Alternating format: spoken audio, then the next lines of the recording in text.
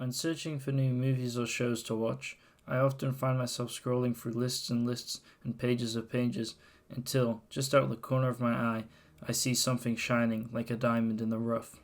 I see it and I pick it out. I find myself watching it and enjoying it immensely. Escaflowne was one of those diamonds, shining brightly, having this certain beauty to it. Once you finish looking at it, you crave it more and more, trying to find something similar, and sometimes you find that.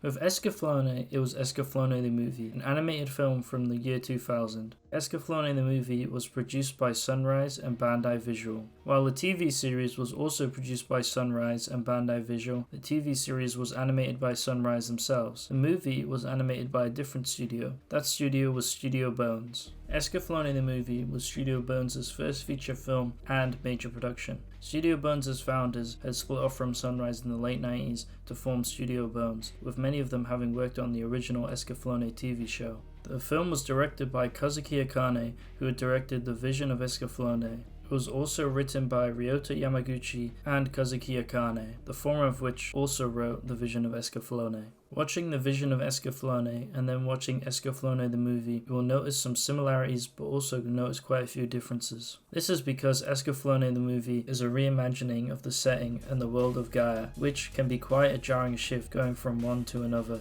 especially with the character roles being changed around.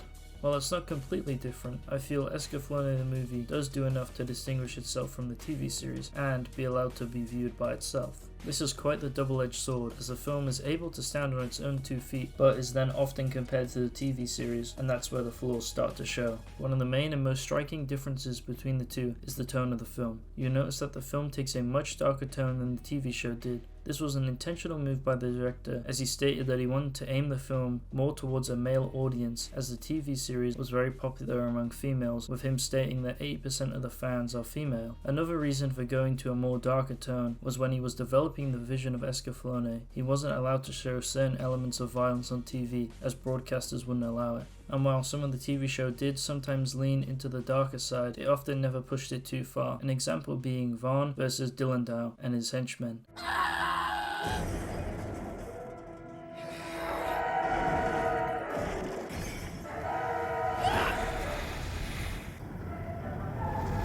how is this happening? It's like some kind of demon! With the film, Kazuki was given more freedom to show the more brutal elements of the battle of life and death, especially with the sword fights. The sword fights in this film are especially great, with the action being brutal and gritty.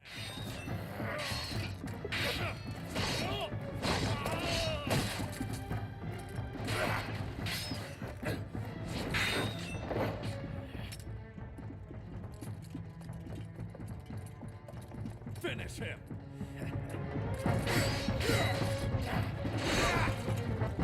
He's just one man! Put an end to it already!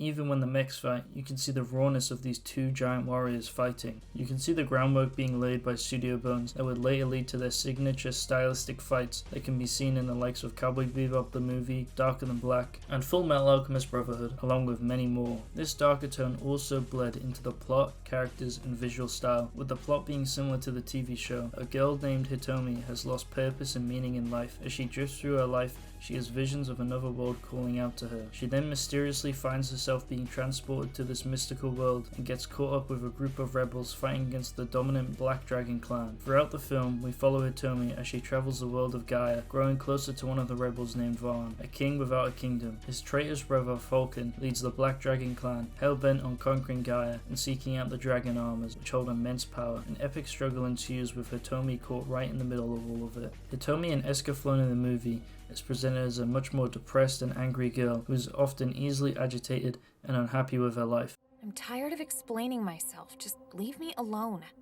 As the film goes on, we see her change to a new environment, becoming more collected and concerned with her survival in this new land. Hitomi isn't the only character to go through some changes as well. Vaughn, our main male character, starts out as a cold, lonely, and recluse individual, not particularly caring for much outside of killing. I'll kill anybody who gets in my way! Yeah? Let's see it then.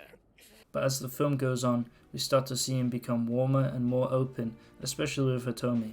Sadly, outside of those two, we don't see much character development from any of the other characters, with most of them largely staying the same as their TV counterparts, just being slightly darker in nature to better fit the tone of the film. For example, Dylan Dow is just as insane as ever, with him being exceptionally cruel in this version, and Alan is still presented as somewhat of an older brother to Vaughn, along with his level-headedness still being shown. There are a couple of exceptions to this. Falcon is almost a completely different character from the show, with him being a cruel and ruthless character, only caring about getting the Wind Goddess on his side and destroying all of Gaia. I don't particularly find him that threatening, as we don't really see him in action, and he is not too present in the film overall. He just isn't this lurking threat like he was in the show, which leads him to being somewhat of an underwhelming villain. Another change which I found to be odd was Neria and Aria are in the film, but their roles have been changed from being Falcon's left and right hand to just being some exotic dancers, which is quite the change to say the least. The style change is quite immediate, as character designer Nobutaro Yuki decided to change a lot of the characters' designs to fit this new style, with the film as a whole leaning more towards Asian culture and elements, rather than the European-inspired influences the TV show had. This can be seen with the clothing, arms, and architecture. The soldiers of the Black Dragon clan look a lot more like samurai than medieval knights, and their weapons reflect that, with most of them sporting spears and swords more akin to katanas than a longsword.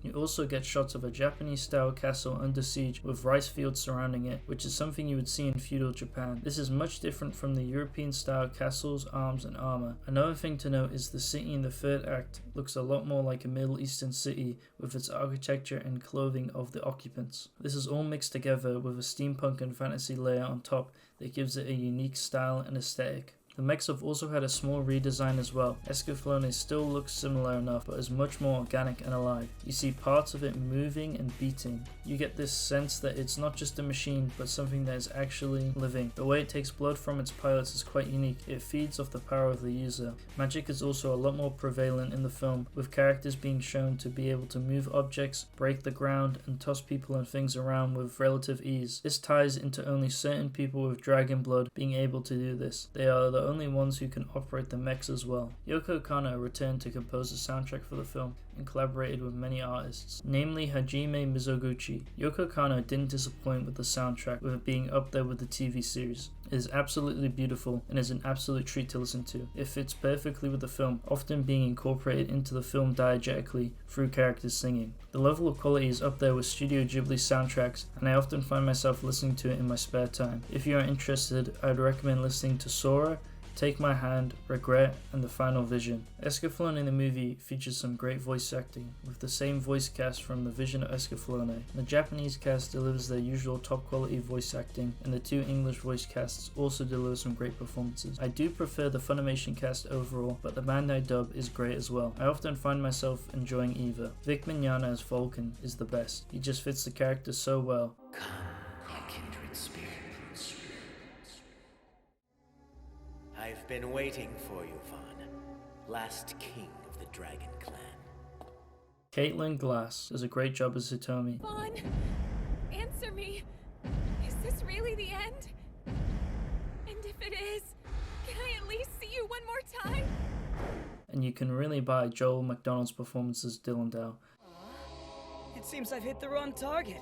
Oh well, no matter. The mangy creature had already outlived his usefulness. Andrew Francis also does a really good job as Dylan Dow. But while we're at it, why don't we just kill them all? There's a lot to like about Escaflowne the movie, but it's not without its faults. The biggest problem I have with the film is its runtime and pacing. The film is just too short for what it's trying to achieve. The film runs for about 1 hour and 36 minutes, and it tries to fit the entire story of the Vision of Escaflowne in the film, while the Vision of Escaflowne runs for over 10 hours. As a result of this direction, the short runtime makes events happen too quickly. Pacing suffers greatly, and watching it felt like everything was going too fast. You're often jumping from one location to another with little tying it together. It's jarring to say the least. As mentioned before, characters outside of Hitomi and Vaughn get very little development, leading to often not really caring about the other characters. They just kind of fade into the scene. If you have already seen the Vision of Escaflowne, this is not an issue because you have already grown with these characters and they are not too different from their show counterparts, but I just wish they had done a little bit more with some of them. Characters like Dylan Dow are just evil and it's never explained why he's evil, he just is. Jajuka fights for the Black Dragon clan the whole time, but he clearly hates what he's doing, which makes you wonder why he's even fighting for them in the first place. It's very confusing. Overall, Escaflowne the movie is an enjoyable film with great fight scenes and animation and a beautiful score to back it up, along with having an interesting world that I wish I could know more about. The film falls somewhat short when it comes to the story and characters, and if it was an original work, I think it would have been worse off, but due to it being connected to the Vision of Escaflowne, I can look past some of the faults as I already understand what the director and writer were trying to get across. It's often overshadowed and overlooked because of the Vision of Escaflowne, but I think Escaflowne the movie is worth the watch and I recommend it. It's clearly a diamond with a couple of rough edges.